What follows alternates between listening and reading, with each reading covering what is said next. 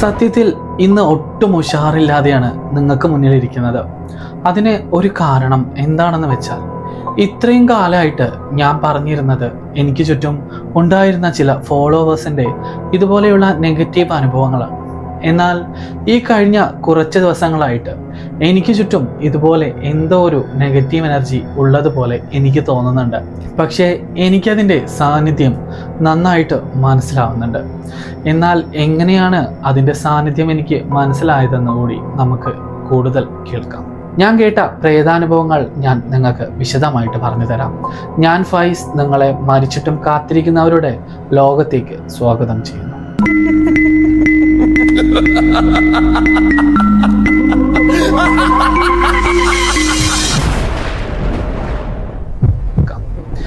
ഈ ഒരു കഥ അല്ലെങ്കിൽ ഈ ഒരു ഹൊറർ പേജ് തുടങ്ങുന്ന സമയത്ത് തന്നെ എന്നോട് ഒരുപാട് പേര് പറഞ്ഞിട്ടുണ്ട്, നീ ഇത്തരത്തിലുള്ള കണ്ടന്റ്സ് ഒന്നും ചെയ്യരുതെന്ന്. എപ്പോഴെങ്കിലും നിനക്കതുകൊണ്ട് എന്തെങ്കിലും ബുദ്ധിമുട്ടുണ്ടാകാൻ സാധ്യതയുണ്ട് എന്ന് പറഞ്ഞു കേട്ടിട്ടുണ്ട്. എങ്കിൽ പോലും ഇതുപോലെയുള്ള അന്ധവിശ്വാസങ്ങളിലൊന്നും വിശ്വസിക്കാതിരിക്കുന്ന ഒരാളായതുകൊണ്ട് തന്നെ ഞാൻ പലപ്പോഴും ഈ കഥകളൊക്കെ വളരെ ഇൻട്രസ്റ്റിംഗ് ആയിട്ടും അതുപോലെ ഒരു നല്ല രീതിയിൽ അവതരിപ്പിക്കാനുള്ള ഒരു കണ്ടന്റ് ആയിട്ടുമായിരുന്നു ഞാൻ എടുത്തിരുന്നത്.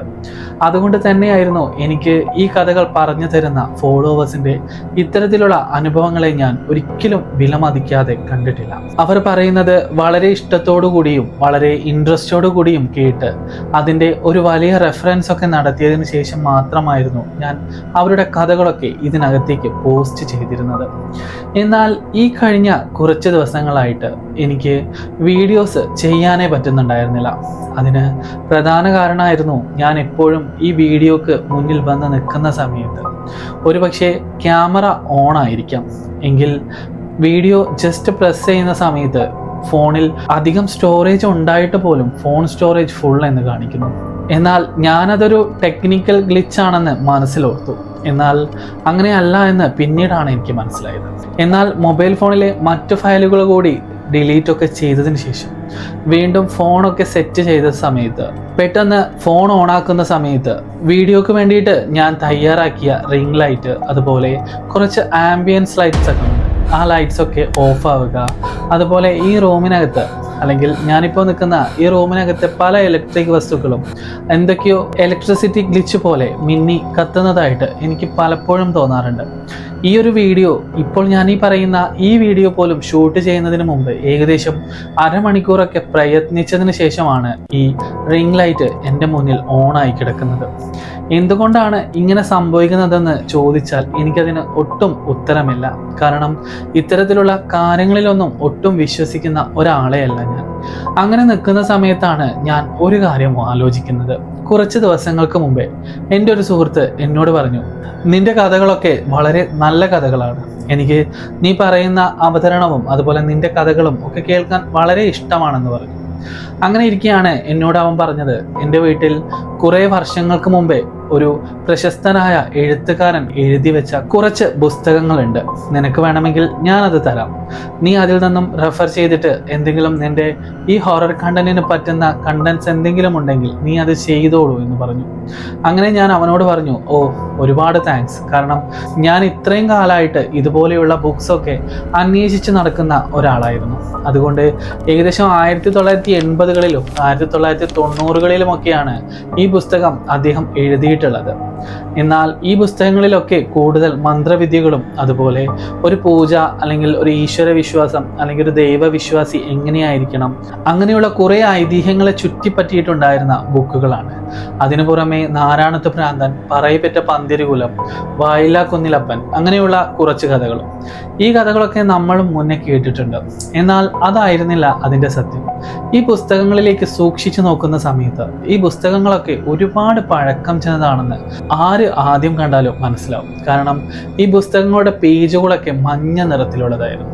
ഒരു പക്ഷേ നമ്മളൊന്ന് അമർത്തി അതിനെ തൊടുകയാണെങ്കിൽ ആ പേജുകളൊക്കെ പൊടിഞ്ഞു പോകും എന്ന ഒരു അവസ്ഥയും ആ പേജുകൾക്കുണ്ടായിരുന്നു. എന്നാൽ ഈ ഒരു പുസ്തകം കൊണ്ട് മാത്രം എനിക്ക് ചുറ്റും ഇങ്ങനെയൊക്കെ സംഭവിക്കുമോ എന്ന് ചോദിച്ചാൽ അതിനും എനിക്ക് ഉത്തരമില്ല. എങ്കിൽ പോലും മനുഷ്യനാണ് പല സന്ദർഭങ്ങളിൽ അവരുടെ മുന്നിൽ എന്താണ് സംഭവിക്കുന്നതെന്ന് അവർക്ക് പോലും മനസ്സിലാവില്ല. അങ്ങനെ നിൽക്കുന്ന സമയത്ത് നമ്മൾ ഇതുപോലെയുള്ള കാര്യങ്ങളിലൊക്കെ ചിന്തിച്ചു പോവാറുണ്ട്.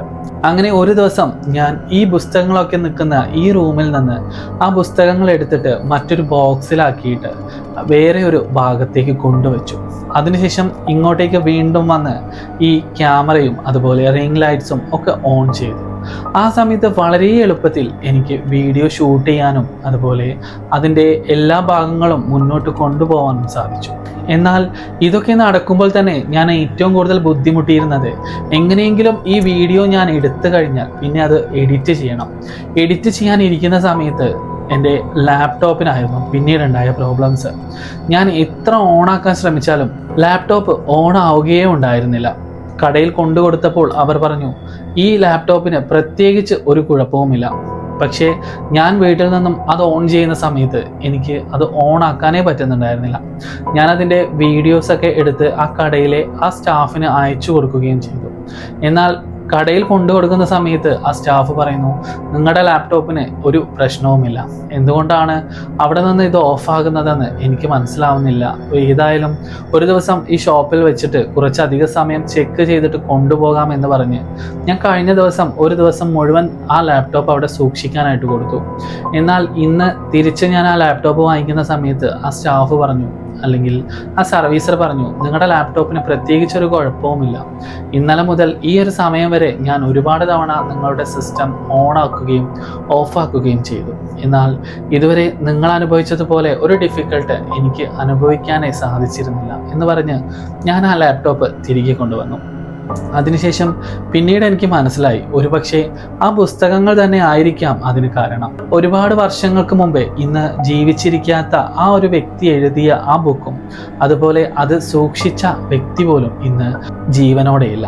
അപ്പോൾ ആ പുസ്തകം ഞാൻ ഇങ്ങോട്ട് കൊണ്ടുവന്ന സമയത്ത് ആ പുസ്തകങ്ങളുടെ കൂടെ ചിലപ്പോൾ പുസ്തകം മാത്രമായിരിക്കില്ല ഇങ്ങോട്ടേക്ക് വന്നിട്ടുണ്ടാവുക എന്ന ഒരു സംശയം എനിക്ക് നന്നായിട്ടുണ്ട്. ഇങ്ങനെ ഈ കാര്യങ്ങളൊക്കെ ഞാൻ പറഞ്ഞുകൊണ്ടിരിക്കുന്ന സമയത്താണ് എൻ്റെ ഒരു സുഹൃത്ത് എന്നോട് ഒരു കഥ പറഞ്ഞത്.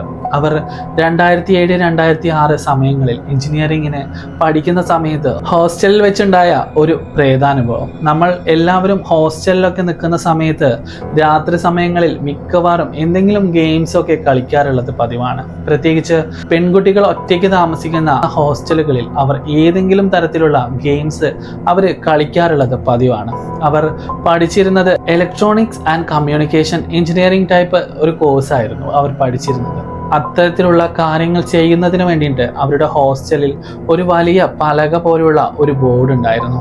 എന്നാൽ ആ ബോർഡ് അവരുടെ ഒരുപാട് സീനിയേഴ്സ് ഒക്കെ യൂസ് ചെയ്തിരുന്ന ഒരു ബോർഡായിരുന്നു. സീനിയേഴ്സിൽ നിന്നും റാഗിങ് ഇഷ്യൂ പേടിച്ചിട്ട് ഇവിടെ ഉണ്ടായിരുന്ന ഫസ്റ്റ് ഇയർ സെക്കൻഡ് ഇയർ വിദ്യാർത്ഥികളെ താമസിപ്പിച്ചിരുന്നത് ആ കോളേജിൽ നിന്നും കുറച്ച് മാറിയുള്ള ഒരു കെട്ടിടത്തിലായിരുന്നു. പിന്നീട് അവർ ആ കെട്ടിടത്തിൽ തന്നെയായിരുന്നു താമസിച്ചിരുന്നത്. അവർ താമസിക്കുന്ന ആ മുറിയിൽ മിനിമം 6 or 7 ആളുകളാണ് താമസിക്കുന്നത്. അവിടെ ഒരു ബാത്റൂം ഉണ്ട്, പിന്നെ ഒരു ഇടനാഴിക, അതിനപ്പുറം ഉപയോഗശൂന്യമായിട്ടുള്ള ഒരു കിച്ചൺ. അങ്ങനെയായിരുന്നു അത് അവർക്ക് വേർതിരിച്ചു കൊടുത്തിരുന്നത്. മെസ്സ് ഉള്ളത് കൊണ്ട് തന്നെ ആ കിച്ചൺ ഒരുപാട് വർഷങ്ങളായിട്ട് ആരും ഉപയോഗിച്ചിട്ടില്ല. ഇവരും ഒരിക്കൽ പോലും ആ കിച്ചൺ ഉപയോഗിച്ചിട്ടില്ല. അങ്ങനെ അവർക്ക് സീനിയേഴ്സിൽ നിന്നും കൈമാറി വന്ന അവരുടെ ഒരു പഠന ഉപകരണമായിട്ടുള്ള ഈ പലകയിൽ ഒരു പ്രത്യേകതയുണ്ട്. ആ പലകയിൽ A മുതൽ Z വരെയുള്ള അക്ഷരങ്ങൾ വളരെ ആഴത്തിൽ കൊത്തിവെച്ചിരിക്കുന്നു. അതിനപ്പുറം 1 മുതൽ 9 വരെയുള്ള അക്കങ്ങളും, അതിനപ്പുറത്ത് യെസ് എന്നും നോ എന്നും ഓരോ വാക്യങ്ങളും. സംശയിക്കേണ്ട, അത് ആരോ പണ്ട് വളരെ ആഴത്തിൽ കൊത്തിയെടുത്ത ഒരു ഓജോ ബോർഡായിരുന്നു. അതുകൊണ്ട് തന്നെ അവർക്ക് ഓജോ ബോർഡ് കളിക്കാനായിരുന്നു അവർക്ക് എപ്പോഴും താല്പര്യം. അങ്ങനെ ഇരിക്കെയാണ് സുഹൃത്തുക്കളിൽ ഒരാൾ വീട്ടിൽ ചെന്ന സമയത്ത് ഓജോ ബോർഡ് കളിച്ച് ആത്മാവിനോട് സംസാരിച്ചു എന്നൊക്കെ പറഞ്ഞിട്ട് വലിയ രീതിയിലുള്ള പൊങ്ങച്ചം പറയാൻ തുടങ്ങിയത്. അതുകൊണ്ട് എല്ലാവരും പറഞ്ഞു നമുക്കും ഇതൊക്കെ കളിച്ചു നോക്കണം, അങ്ങനെയാണെങ്കിൽ നമുക്ക് കളിക്കാമെന്ന് പറഞ്ഞ് അന്ന് രാത്രി തന്നെ അവരത് കളിക്കാനായി തീരുമാനിച്ചു. അങ്ങനെ അവർ ആ ബോർഡ് എടുത്ത് തറയിൽ വെച്ചു. അതിനു മുകളിൽ ഒരു കോയിൻ വെച്ചു. പിന്നെ അതിന് മുകളിൽ ഒരു ഗ്ലാസ് വെച്ചിട്ട് അവിടെ ഉണ്ടായിരുന്ന മെഴുകുതിരികളൊക്കെ കത്തിച്ചു വെച്ചു. ലൈറ്റ്സ് ഒക്കെ മൊത്തമായിട്ടും അണച്ചു. അവിടെ ഉണ്ടായിരുന്ന ദൈവങ്ങളുടെ പടങ്ങളെല്ലാം അവർ എടുത്തു മാറ്റി. എന്തിന്? ചില പേടി അതുപോലെ സുരക്ഷയ്ക്ക് വേണ്ടിയിട്ട് കെട്ടിയിരുന്ന അവരുടെ കയ്യിലെ ചരടുകൾ പോലും അവർ എന്തിന് അഴിച്ചു മാറ്റിയിരുന്നു. എന്നിട്ടാണ് അവർ ഗുഡ് സ്പിരിറ്റ് പ്ലീസ് കം എന്ന ആ ഒരു നാമത്തിൽ അവർ ആ ഓജോ ബോർഡ് കളിക്കാനായിട്ട് തുടങ്ങിയത്. 1 മണിക്കൂർ കഴിഞ്ഞു, 2 മണിക്കൂർ കഴിഞ്ഞു, 2.5 മണിക്കൂറും 3 മണിക്കൂറും കഴിഞ്ഞു. കൂട്ടത്തിൽ പലർക്കും ബോറടിക്കാനായിട്ട് തുടങ്ങി. ഇനി നീ പറയ്. അങ്ങനെയുള്ള സംവാദങ്ങളിൽ ഏർപ്പെട്ടിരിക്കുമ്പോൾ ഒരാൾ പറഞ്ഞു, ശരി നിർത്താം, നമുക്കിത് ഇവിടെ വെച്ച് അവസാനിപ്പിക്കാം എന്ന് പറഞ്ഞു. എന്നാൽ അവർക്കത് അവിടെ വെച്ച് അവസാനിപ്പിക്കാൻ സാധിച്ചിരുന്നില്ല. അങ്ങനെ ഒരാൾ പെട്ടെന്ന് കൈയെടുക്കുന്ന സമയത്താണ് ആ ഗ്ലാസ് പതിയെ നീങ്ങാനായിട്ട് തുടങ്ങിയത്. ആ സമയത്ത് കൂടെ ഉണ്ടായിരുന്ന ചിലർ പറഞ്ഞു, നമ്മൾ ഒരുമിച്ചാണ് ഇത് കളിക്കാനായിട്ട് തീരുമാനിച്ചത്. കോസ്റ്റ് വന്നില്ല എന്ന് കരുതി ഇത്തരത്തിലുള്ള കാര്യങ്ങളൊന്നും ചെയ്യരുത് എന്ന് പറഞ്ഞു. ആ സമയത്ത് ആ കൈയെടുത്ത വിദ്യാർത്ഥിനി പറഞ്ഞു, ഒരിക്കലും ഞാനായിരുന്നില്ല അത് ചെയ്തിരുന്നത്, ചിലപ്പോൾ ഇതിനകത്ത് ആത്മാവ് വന്നിട്ടുണ്ടാകാം എന്ന് പറഞ്ഞു. അങ്ങനെ അതുകൂടി പറഞ്ഞതോടെ അവർക്ക് എല്ലാവർക്കും പേടിയായിട്ട് അവർ 4 പേരും ഒരുമിച്ച് കൈയെടുത്തു. എന്നാൽ ആ സമയത്തും ആ ഗ്ലാസ് പതിയെ നീങ്ങുന്നുണ്ടായിരുന്നു. ആ മരപ്പലകയിൽ ആ ഗ്ലാസ് ഉരസുന്ന ശബ്ദം അവരുടെ ചെവിയിൽ എന്തോ ഒരു വലിയ കാഠിന്യമുള്ള ശബ്ദം പോലെ ഇഴച്ചു കയറുന്നുണ്ടായിരുന്നു. പെട്ടെന്നാണ് അവർ ഓരോ കാര്യങ്ങളായിട്ട് ചോദിക്കാൻ തുടങ്ങിയത്. നീ ആത്മാവാണെങ്കിൽ എനിക്ക് മാത്രം അറിയാവുന്ന കുറച്ച് കാര്യങ്ങൾ ഞാൻ ചോദിക്കാമെന്ന് പറഞ്ഞു. ആദ്യം അവൾ ചോദിച്ചത് അവളുടെ സഹോദരന്റെ ജോലിയായിരുന്നു. അത് ആ ആത്മാവ് വളരെ വ്യക്തമായിട്ട് പറഞ്ഞു കൊടുത്തു. അതിനുശേഷം അവരുടെ ലവറുടെ പേര്, അതുപോലെ അവരുടെ കഴിഞ്ഞ കാലത്തെ +1 +2 മാർക്ക് പെർസെൻറ്റേജ് എന്നിവയൊക്കെ അവർ ചോദിക്കാനായിട്ട് തുടങ്ങി. എന്നാൽ വന്നിരിക്കുന്ന ആ ശക്തി ഇതൊക്കെ വളരെ കൃത്യമായിട്ട് പറഞ്ഞു കൊടുക്കുകയും ചെയ്തു. ആദ്യമൊക്കെ അവർക്കതൊരു കളിയായിട്ട് തന്നെ തോന്നി, ഭയങ്കര രസമുള്ള കളി. ഉറക്കം വന്നിരുന്ന അവർ ആ ഒരു സംഭവത്തോടു കൂടി അവരുടെ ഉറക്കം മൊത്തമായിട്ടും നശിച്ചു. അതിനുശേഷം അവർ വളരെ ഉല്ലാസത്തോടെയും വളരെ ആകാംക്ഷയോടെയും ആ ആത്മാവിനോട് ഒരുപാട് കാര്യങ്ങൾ ചോദിക്കാനായിട്ട് തുടങ്ങി. എന്നാൽ എല്ലാത്തിനും ഒടുവിൽ അവർ പറഞ്ഞു, ശരി നമുക്കിത് നിർത്താം, നമ്മളിപ്പോൾ സംസാരിച്ചു കൊണ്ടിരിക്കുന്നത് ഈ ലോകത്തിൽ തന്നെ ഇല്ലാത്ത എന്തോ ഒരു ശക്തിയോടാണ്, അതുകൊണ്ട് നമുക്ക് ഈ കളി നിർത്താമെന്ന് പറഞ്ഞു.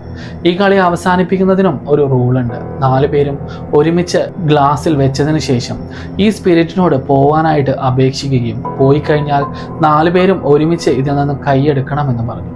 അങ്ങനെ അവർ ചെയ്യാൻ ഒരുങ്ങുന്ന സമയത്താണ് കൂട്ടത്തിലുണ്ടായിരുന്ന ഒരു സുഹൃത്ത് പറഞ്ഞത്, എൻ്റെ മുത്തശ്ശൻ ഞാൻ ജനിക്കും മുമ്പേ മരണപ്പെട്ടതാണ്, എനിക്കെൻ്റെ മുത്തശ്ശനോടൊന്ന് സംസാരിക്കണം. എനിക്ക് അദ്ദേഹത്തിൻ്റെ കഥകളും അമ്മമ്മ പറഞ്ഞു തന്ന കാര്യങ്ങളുമൊക്കെ കേൾക്കുമ്പോൾ അദ്ദേഹം ഇന്ന് ജീവിച്ചിരുന്നെങ്കിൽ എന്ന് ഞാൻ പലപ്പോഴും ഓർത്തിട്ടുണ്ട്. ഒരിക്കലെങ്കിലും ഒന്ന് സംസാരിക്കാൻ പറ്റണേ എന്ന് പ്രാർത്ഥിച്ചിട്ടുമുണ്ടായിരുന്നു.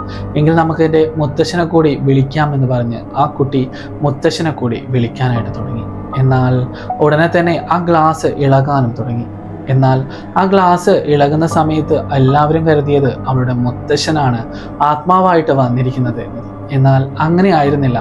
ആ ഗ്ലാസ് ഇത്തവണ അക്ഷരങ്ങളിലേക്കൊന്നും പോയിരുന്നില്ല, അത് മൊത്തമായിട്ട് കറങ്ങുകയായിരുന്നു. എന്നാൽ കൂട്ടത്തിലുണ്ടായിരുന്ന ഒരാൾ ചോദിച്ചു, നീ എങ്ങനെയാണ് മരിച്ചതെന്ന്. ആ സമയത്ത് ആ ഗ്ലാസ് ഓരോ കോയിനിലേക്കും അതിവേഗത്തിൽ നീങ്ങി. ഓരോ അക്ഷരങ്ങളും കൂട്ടി വായിച്ചപ്പോൾ അത് ആക്സിഡൻ്റ് ആണെന്ന് അവർക്ക് മനസ്സിലായി. ഇതോടുകൂടി അവരുടെ ഗതി മാറി. പിന്നെ അവർക്ക് അത് കളിക്കാനുള്ള ധൈര്യം ഉണ്ടായിരുന്നില്ല. എല്ലാവരും ആ സ്പിരിറ്റിനെ പുറത്തേക്ക് കളയാതെ തന്നെ അത് മൊത്തമായിട്ട് അടച്ചു വെച്ച് ക്ലോസ് ചെയ്ത് അന്നത്തെ രാത്രി അവർ കിടന്നുറങ്ങി. എന്നാൽ അടുത്ത ദിവസം മുതൽ അവരുടെ റൂമുകളിൽ പല രീതിയിലുള്ള നെഗറ്റീവ് ആക്ടിവിറ്റികൾ ഉണ്ടായതായിട്ടും അവർ പറഞ്ഞു. പിന്നീട് എങ്ങനെയൊക്കെയോ കോഴ്സൊക്കെ കഴിഞ്ഞ് അവർ അവിടെ നിന്ന് പോവുകയും ചെയ്തു. എങ്കിൽ പോലും ആ മുറിയിലേക്ക് എപ്പോൾ ചെന്നാലും അവിടെ എന്തെങ്കിലും നെഗറ്റീവായിട്ട് എന്തെങ്കിലും സംഭവിക്കുന്നത് പതിവായിരുന്നു എന്ന് എന്നോട് ഈ കഥ പറഞ്ഞു തന്ന സുഹൃത്ത് എപ്പോഴും പറഞ്ഞിരുന്നു.